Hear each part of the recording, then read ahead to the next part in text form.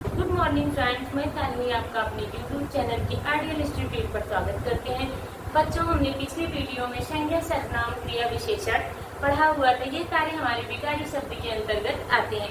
आज हम पढ़ेंगे अभिकारी शब्द। अभिकारी शब्द हमारे 4 प्रकार के होते हैं। आज हम उस पर बात करेंगे।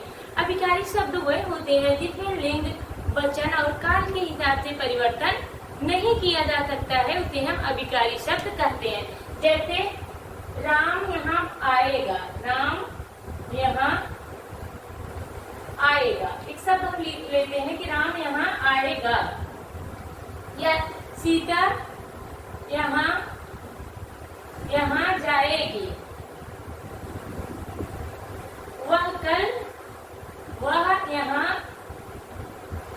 वह यहाँ कल आया था, वो यहाँ कल आया था। ऐसे शब्द हैं। यहाँ पे यहाँ शब्द जो आपका है वो अभिकारी शब्द है। तो ऐसे शब्द बच्चों जिसमें परिवर्तन नहीं किया जा सकता है उन्हें हम अभिकारी शब्द कहते हैं। अभिकारी शब्द 4 प्रकार के होते हैं। कहीं कहीं इसके 5 प्रकार बताए गए हैं। तो एक एक करके हम सब पे बात करते हैं। नंबर 1 हमारा है क्रिया विशेषण। क्रिया विशेषण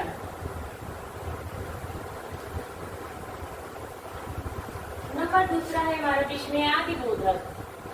विस्मयादि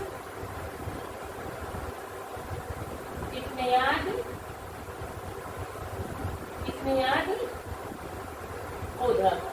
क्रिया विशेषण अथवा विस्मयादि बोधक अथवा समुच्चय बोधक।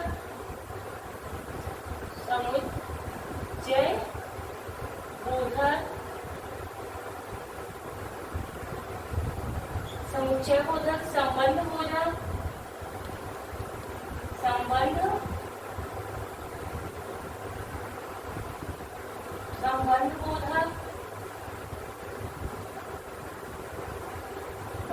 बोधक, क्रिया विशेषण, विस्मयादि बोधक, समुच्चय बोधक, संबंध बोधक। कहीं कहीं नंबर 5वां इसका दिया है निपात। तो अभिकारी शब्द जो है ये 4 प्रकार के होते हैं। क्रिया विशेषण अभिकारी शब्द, विस्मयादि बोधक अभिकारी शब्द, समुच्चय बोधक और संबंध बोधक, नेक्स्ट आपका निपात। एक एक करके हम सब पे बात करते हैं। सबसे पहले बच्चों हम बात करते हैं क्रिया विशेषण अभिकारी शब्द। क्रिया विशेषण सबसे पहले हम बात करते हैं क्रिया विशेषण की।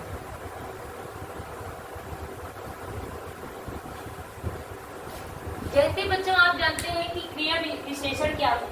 क्रिया की विशेषता बताने वाले शब्दों को हम क्रिया विशेषण कहते हैं।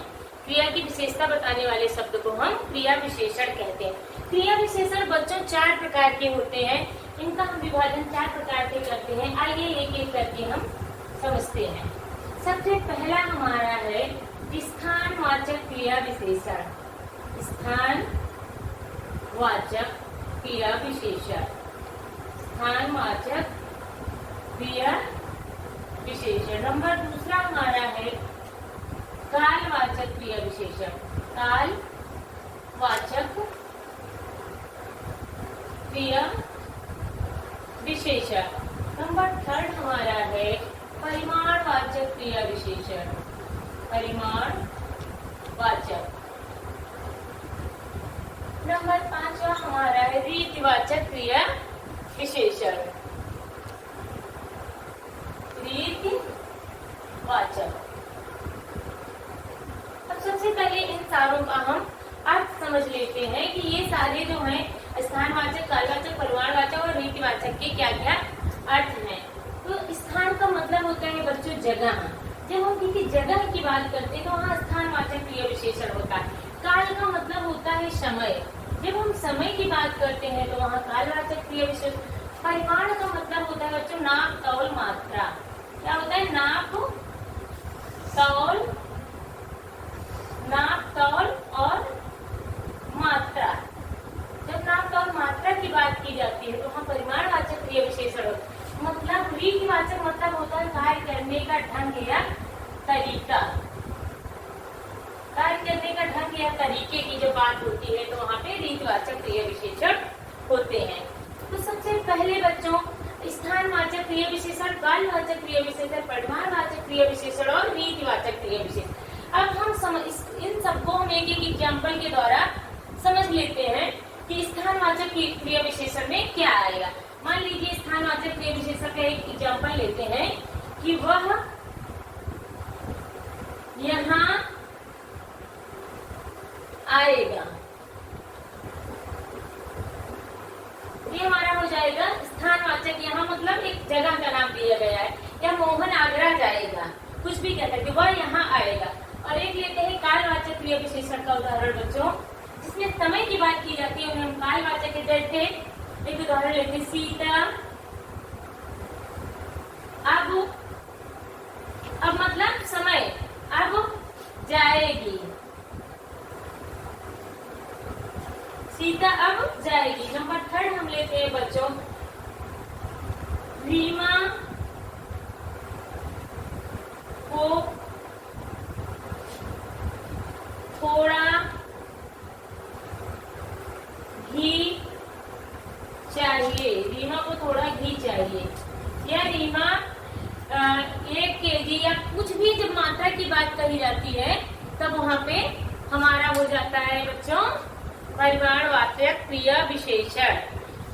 मोहन, मान लीजिए ये लिख दिया गया, रीमा को थोड़ा घी चाहिए या मोहन अधिक खाता है।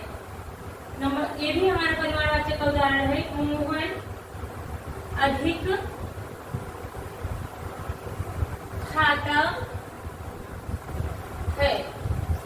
यहाँ पे परिमाण की बात की गई है, अधिक कम ज्यादा नाप तौल, यहाँ पे परिमाणवाचक क्रिया विशेषण होगा। एक उदाहरण लेते हैं नंबर 5 रीतिवाचक देखने के लिए, वह अचानक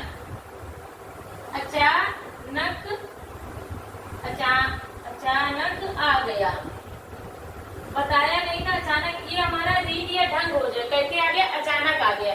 ये वह धीरे धीरे आ रहा है, वह तेजी से आ रहा है, ये तो हमारे क्या हो गए, कार्य करने के ढंग हो गए।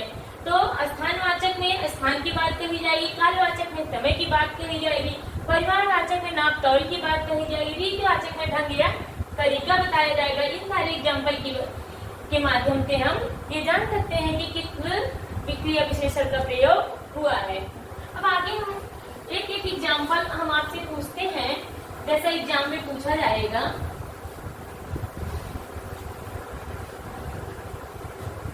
वह